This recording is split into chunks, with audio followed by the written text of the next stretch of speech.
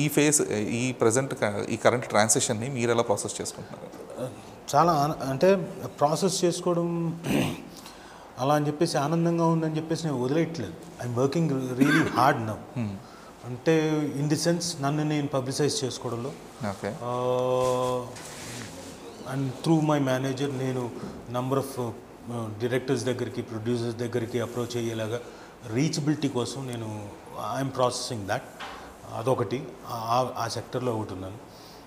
And I don't know, ఇప్పుడు వాళ్ళు ఆలోచించుకొని వస్తారు డైరెక్టర్లు ఎక్కువ శాతం. ఇప్పుడు మొన్న కూడా ఎవరు అడిగారు ఇలాగే, ఆ రోజు ప్రెస్ మీట్ అయిపోయిన తర్వాత క్వశ్చన్ అండ్ ఆన్సర్ అయిపోయిన తర్వాత అడిగారు, సార్ కథలు మిమ్మల్ని వెతుక్కుంటూ వస్తాయా, మీరు కథలను సెలెక్ట్ చేసుకుంటారు?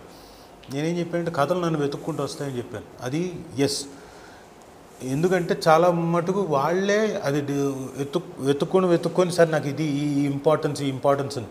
ఇప్పుడు ఆయన కూడా అలాగే నన్ను వెతుక్కుంటూ, కథే కదా వెతుక్కుంటూ వచ్చింది, ఈ క్యారెక్టర్ రాజీవ్ అయితే బాగుంటాడని చెప్పేసే కదా. సో ఎస్, మీరు అంటున్నట్టు ఇప్పుడు ప్రాసెస్ చేసుకునే దాంట్లో ఇక్కడి నుంచి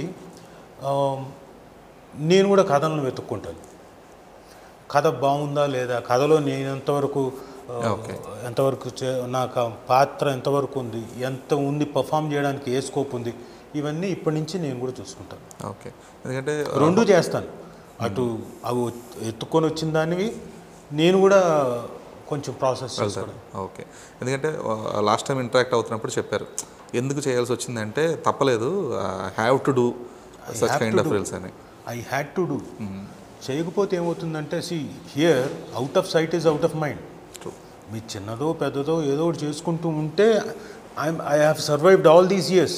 ఒకవేళ లేదనుకోండి అది కూడా ఉండేది కాదు, మర్చిపోయారు. 100% కదా.